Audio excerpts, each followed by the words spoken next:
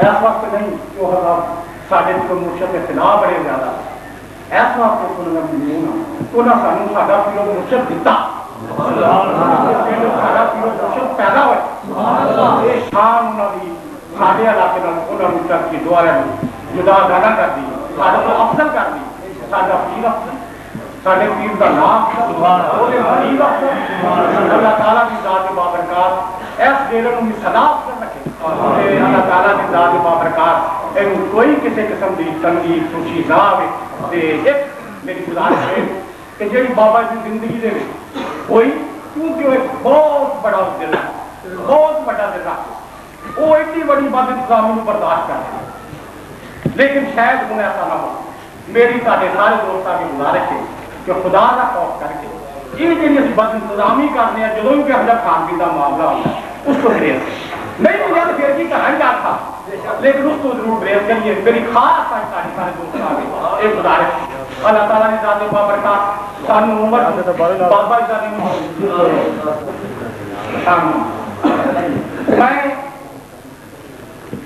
مینو ایمان ہے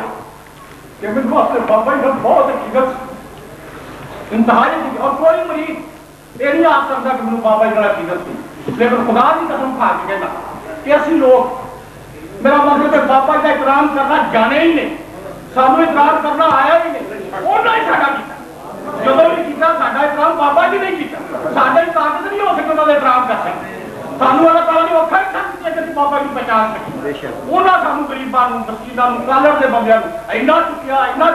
یعنی کہڑے کہڑے علاقے کے لوگ اتنے موجود ہیں یہ کدی شان ہے کہ ساڈے افضل کی شان یہ ساڈے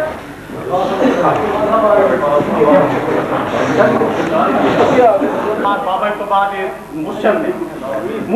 سارے آ کے اپنی توفیق مطابق جس طرح بھی جس طرح دل کرتا ہے آ کے زیارت کرو سب لوگ سب مرید یا مریدین جڑے نے وہ آ کے زیارت کرو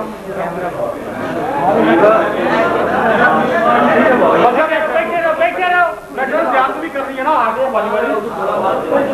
کھڑا کر لو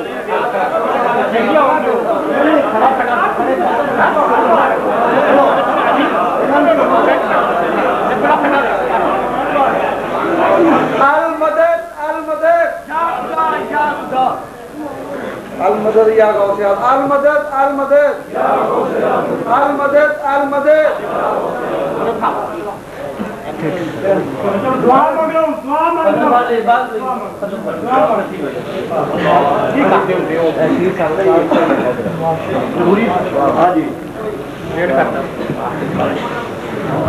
چلو بھائی چلو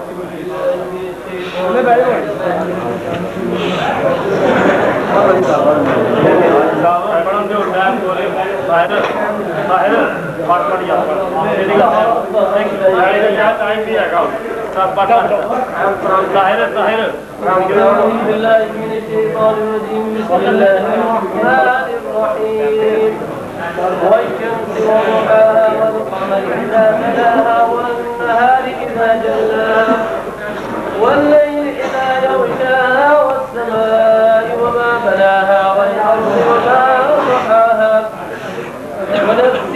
وما سواها فألهمها فجورها وتقواها قد أفلح من زكاها وقد خاب من دساها كذبت ثمود بطغواها إذ انبعث أشقاها فقال لهم رسول الله ناقة الله وسقياها فكذبوه فعقروها فدمدم عليهم ربهم بذنبهم فسواها ولا يخاف عقباها بسم الله الرحمن الرحيم إنا أنزلناه في ليلة القدر وما أدراك ما ليلة القدر ليلة القدر خير من 1000 شهر تنزل الملائكة والروح فيها بإذن ربهم من كل أمر سلام هي حتى مطلع الفجر. اللهم صل على سيدنا محمد النبي الأمي وعلى آله وصحبه وسلم. أعوذ بالله السميع العليم من الشيطان الشيطان الرجيم بسم الله الرحمن الرحيم قل يا أيها الكافرون لا أعبد ما تعبدون ولا أنا عابد ما عبدتم ولا أنتم عابدون ما أعبد لكم دينكم ولي دين بسم الله الرحمن الرحيم قل هو الله أحد الله الصمد لم يلد ولم يولد ولم يكن له كفوا أحد بسم الله الرحمن الرحيم قل هو الله أحد الله الصمد لم يلد ولم يولد ولم يكن له كفوا أحد بسم الله الرحمن الرحيم قل هو الله أحد الله الصمد لم يلد ولم يولد ولم يكن له كفوا أحد بسم الله الرحمن الرحيم قل أعوذ برب الفلق من شر ما خلق ومن شر غاسق إذا وقب ومن شر النفاثات في العقد ومن شر حاسد إذا حسد بسم الله الرحمن الرحيم قل أعوذ برب الناس ملك الناس إله الناس من شر الوسواس الخناس الذي يوسوس في صدور الناس من الجنة والناس بسم الله الرحمن الرحيم الحمد لله رب العالمين الرحمن الرحيم مالك يوم الدين إياك نعبد وإياك نستعين اهدنا الصراط المستقيم صراط الذين أنعمت عليهم غير المغضوب عليهم ولا الضالين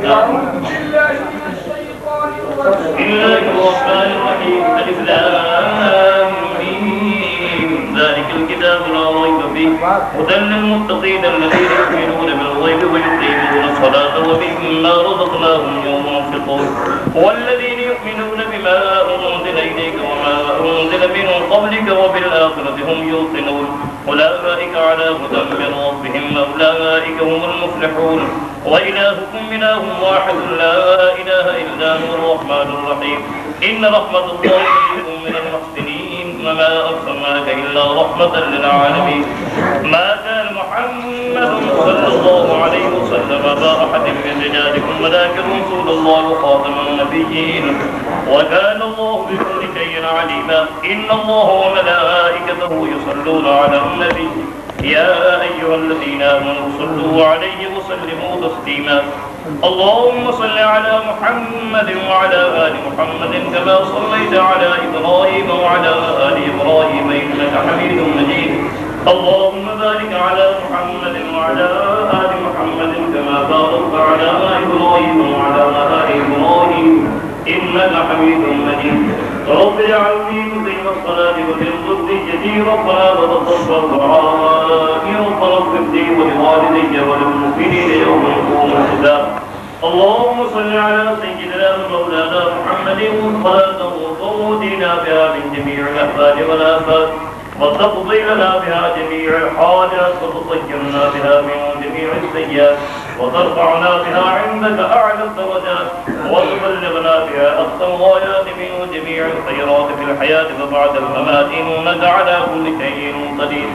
اللهم صل على سيدنا محمد النبي الأمي وعلى آله وأصحابه وبارك وسلم سبحان ربك رب العزة عما يصفون وسلام على المرسلين والحمد لله رب العالمين الله أكبر لا إله إلا الله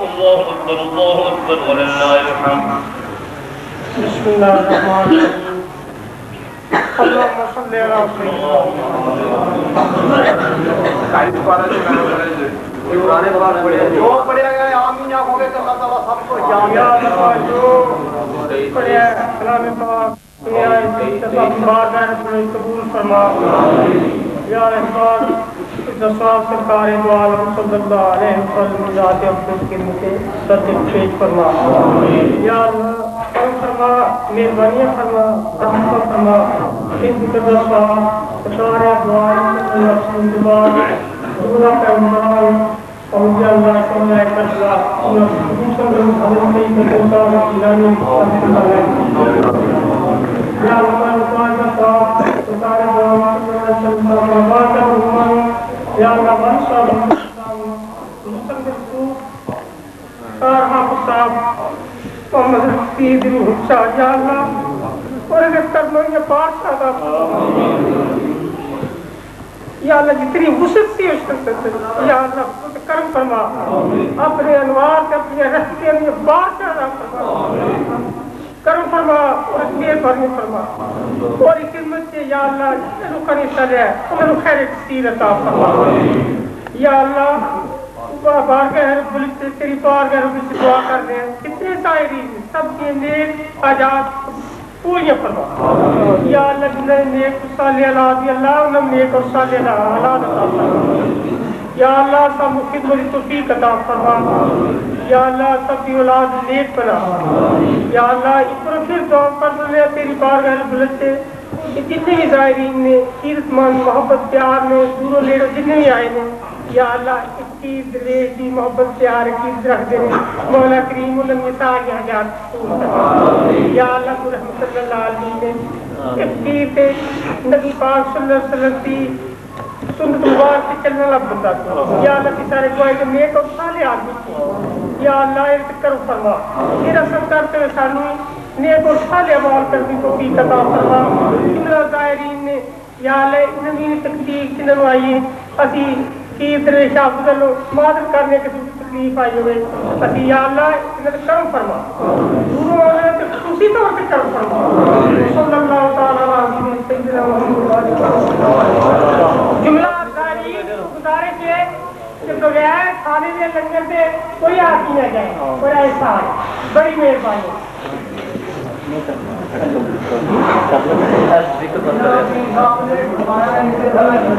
लंगर खा के होते भी बाहर चलो सारे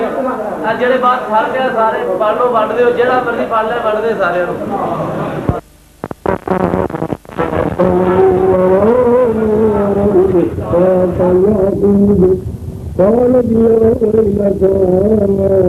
فآلد عجوز وهذا ضعيف هذا لشيء عجيب قالوا وتعتد من أمر الله رحمة الله وبركاته عليهم أهل البيت إنه حميد مجيد فلما ذهب عن إبراهيم الروع وجاءه فجعلنا في قوم يجادلنا في قوم لوط إن إبراهيم لحليم أواه منيب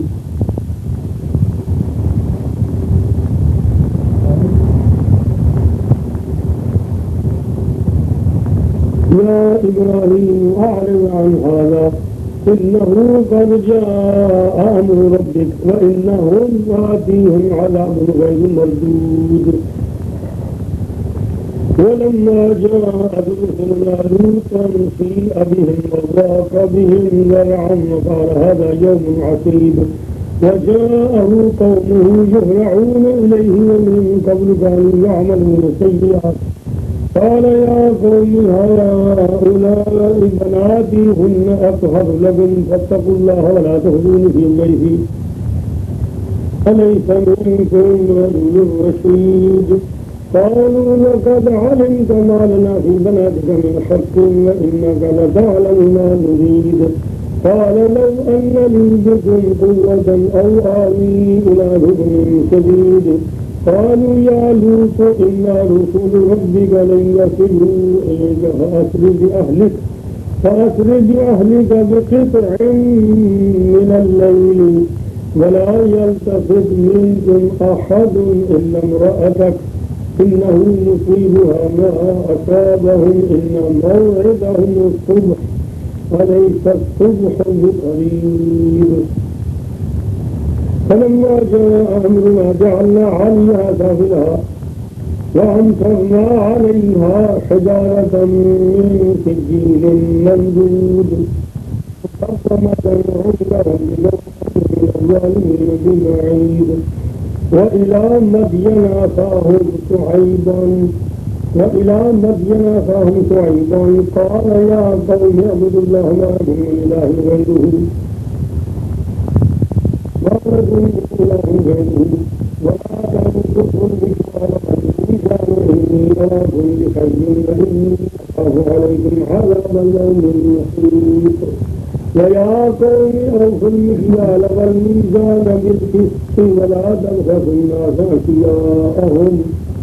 ولا تعثروا في الأرض مفسدين بقية الله خير لكم إن كنتم مؤمنين وما أنا عليكم بحفيظ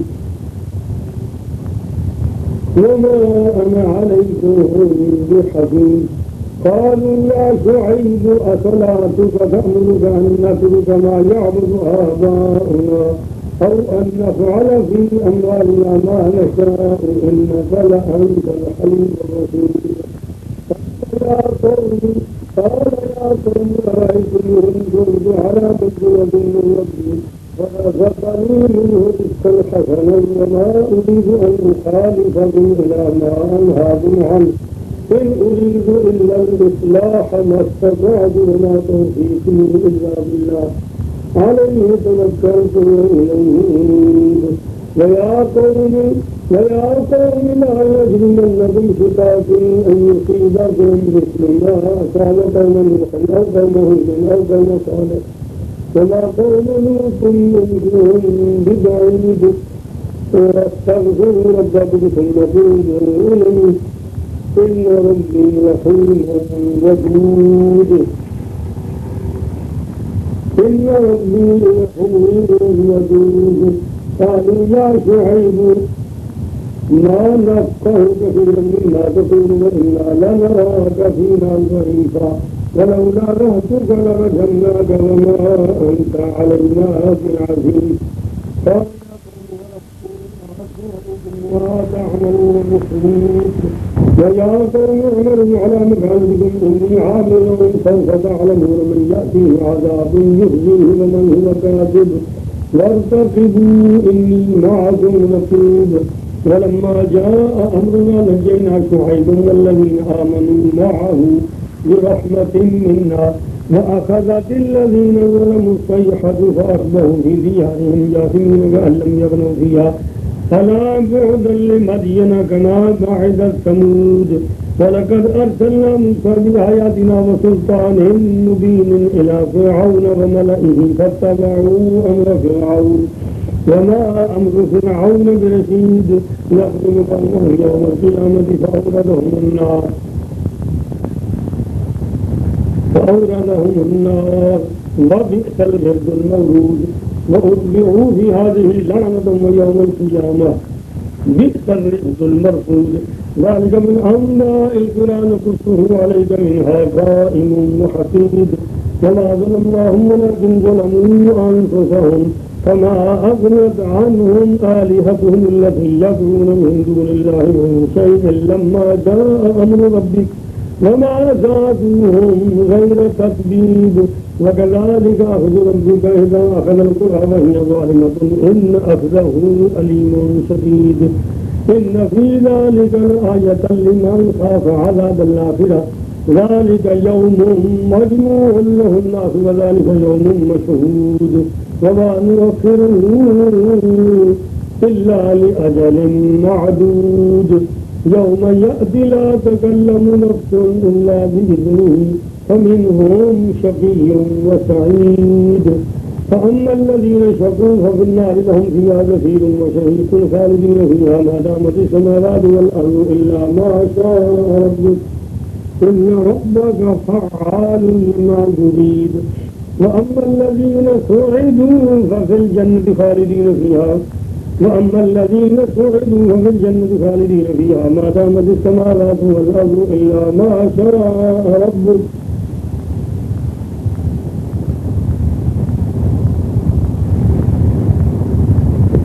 عطاء غير مجبور.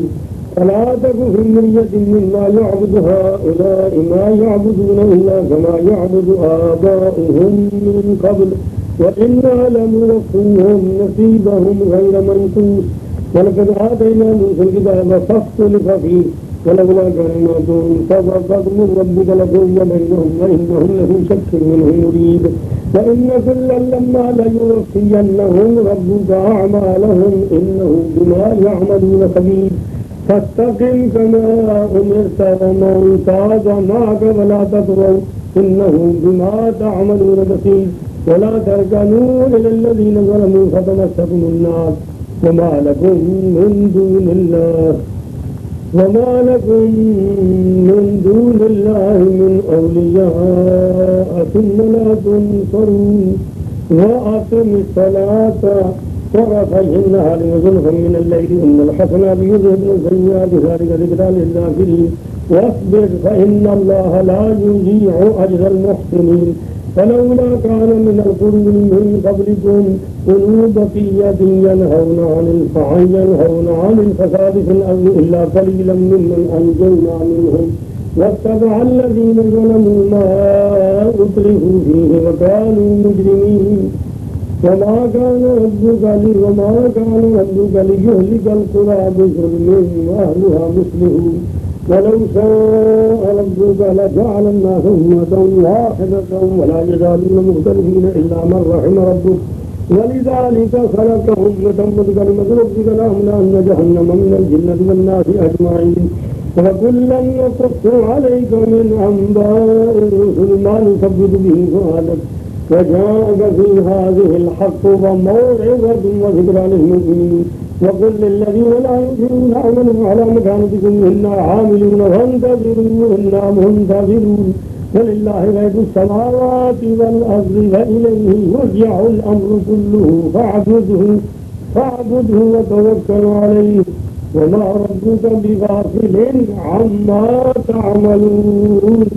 بسم الله الرحمن الرحيم الف لام را تلك آيات الكتاب المبين إنا أنزلناه قرآنا عربيا لعلكم تعقلون نحن نقص عليك أحسن القصص بما أوحينا إليك هذا القرآن وإن كنت من قبله لمن الغافلين إذ قال يوسف لأبيه يا أبت إني لأجد 12 كوكبا والشمس والقمر رأيتهم لي ساجدين قال يا بني لا تقصص رؤياك على إخوتك فيكيدونك كيدا إن الشيطان للإنسان عدو مبين وكذلك يجتبيك ربك ويعلمك من تأويل الأحاديث ويتم نعمته عليك وعلى آل يعقوب كما أتمها على أبويك من قبل إبراهيم وإسحاق إن ربك عليم حكيم إن ربك عليم حكيم لقد كان في يوسف إن ربك عليم حكيم لقد كان في يوسف وإخوته آيات للسائلين إذ قالوا ليوسف وأخوه أحب إلى أبينا منا ونحن عصبة إن أبانا لفي ضلال مبين اقتلوا يوسف أو اطرحوه أرضا يخل لكم وجه أبيكم وتكونوا من بعده قوما صالحين قال قائل منهم لا تقتلوا يوسف وألقوه في غيابة الجب يلتقطه بعض سيارتهم كنتم فاعلين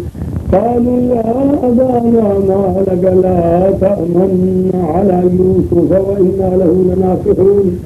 أرسله معنا غدا يرتع ويلعب وإنا له لحافظون